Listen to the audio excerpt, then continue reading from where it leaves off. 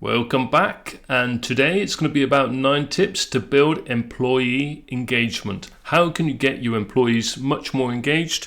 But first of all, let me explain what are the benefits of good employee engagement.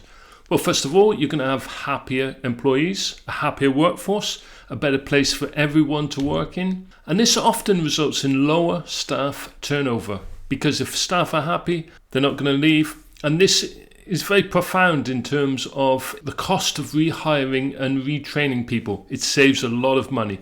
It also helps improve productivity because happier staff tend to work better, and you'll find that you have better customer service. And also in general, if people are happy where they work, they're more engaged, word gets out to other companies, so you also have access to better talent. More people want to work for your company. So employee engagement, there are so many benefits. So let's look at 9 tips to build this employee engagement. Tip number 1, new hire buddy.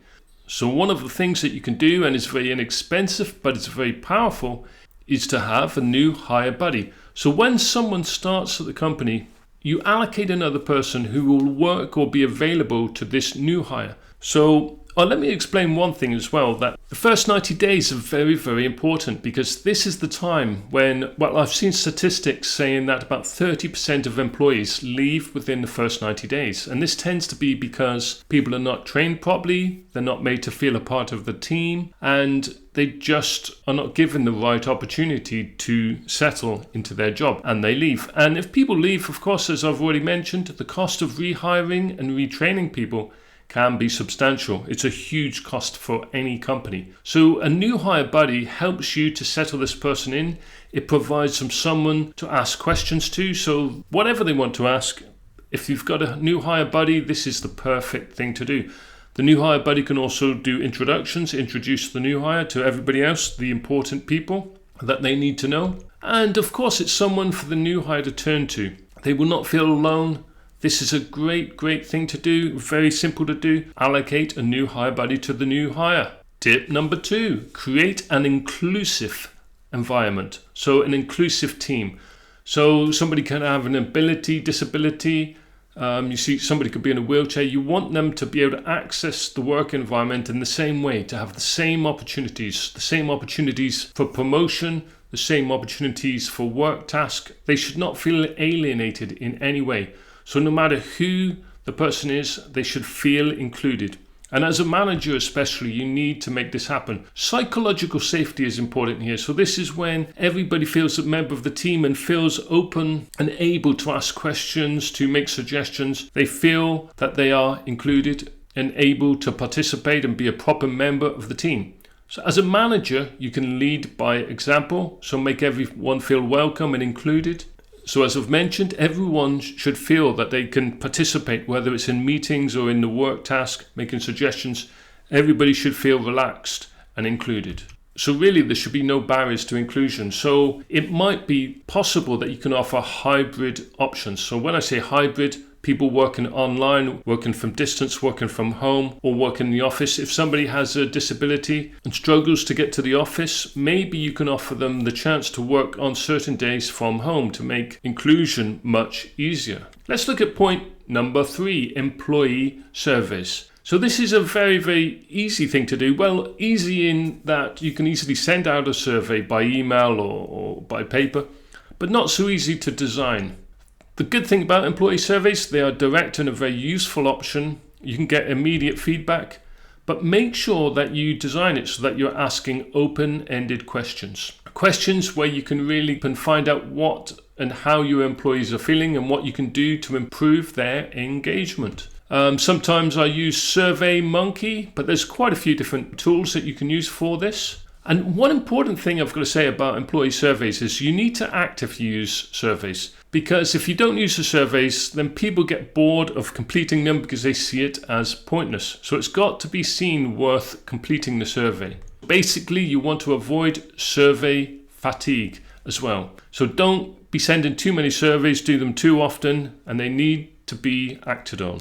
Tip number 4, skills development. Now, you really want to help employees develop their own careers, to understand their own career path. You can do this in one-to-one meetings, which you should be doing once a month, having a one-to-one as a manager. What training can you offer them? What development can you offer them? Maybe you can offer them mentoring or reverse mentoring, and also skills sharing. You might want to hold some skills sharing activities in a meeting or in a workshop, so where people exchange skills. As a manager, also find out during the one-to-one meetings what skills do each employee have. This will help you to decide if you can match people up for mentoring or reverse mentoring. Point number 5, showing gratitude. This is such an easy thing to do, and yet it's so often ignored, and it doesn't cost anything. So it's really such a shame that gratitude is so underestimated. And for employee engagement, it is so important. So when did you last say thank you to some employees? Maybe you say thank you quite often to 1 or 2 employees, but what are you being inclusive? Do you thank everybody when they do a good job? It's so easy to say thank you, and it's very powerful. It's free, but it goes so far. And it creates such a positivity, and it boosts morale. So show gratitude. Get into the habit, especially if you're a manager, of thanking people and complimenting them. It sounds so easy, and it sounds such an obvious point, but show more gratitude. And number 6, team building events. Well, you're probably familiar with team building events. Of course, you'll know what they are, but it can be worth making the effort twice a year, or once a year, or 4 times a year to hold team building activities. Try and make the activity inclusive, meaning organize it so that everybody can attend. If you have employees and they work from distance, work from other countries, then maybe make it an online team building event. And there are many different team building events online that you can hold. I've got a post on the website about that. I'll include the link below. These team building events can improve communication, collaboration, and they help to develop trust. They're really worth the time and effort to hold. They also help to boost morale, and they can be a lot of fun for employees. They really do help to build team atmosphere, inclusivity, and they do help employee engagement. Tip number 7, offer flexible and hybrid working. This may not be practical in the place you work. You may not be able to offer these options, but if you can, do consider them. They can be more inclusive, and the reality is that times are changing. And if you can offer flexible working, you've got access to a much greater pool of talent, because you can hire people from anywhere in the world, from different places, different locations. So you've got better access to a greater pool of talent.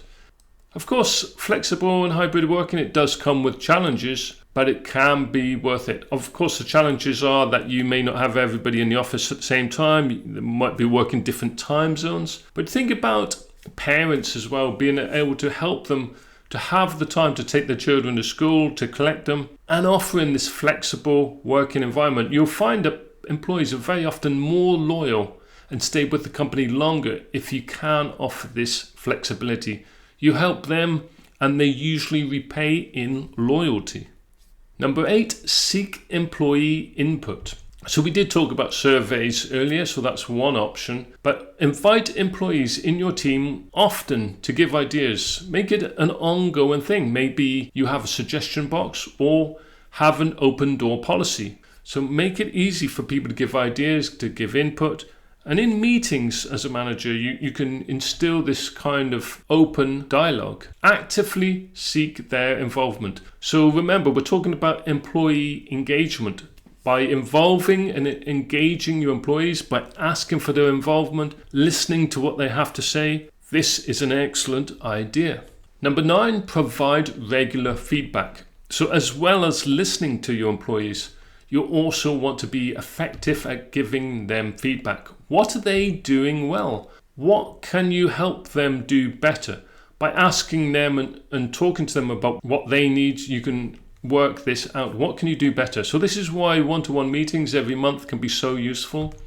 Now, I'll just mention this quickly. If you're looking for teaching or training materials, because you're teaching employee engagement, we have the training materials. I will leave the link under this video. There's also 21 employee engagement activities on the website. I will leave a link for that also. So please feel free to use any of those 21 activities.